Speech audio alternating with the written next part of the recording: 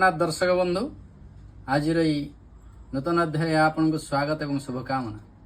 आज नूतन विषय वस्तुटी हूँ मृत्यु पर ये आत्मा कौन हुए।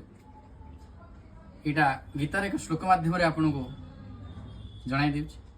श्लोकटी एपरी वासांसि जीर्णानि यथा विहाय नवानि गृह्णाति नरो पराणिम् तथा शरीराणि विहाय जीर्णा न्यन्यानि संजाति नवानि देहि।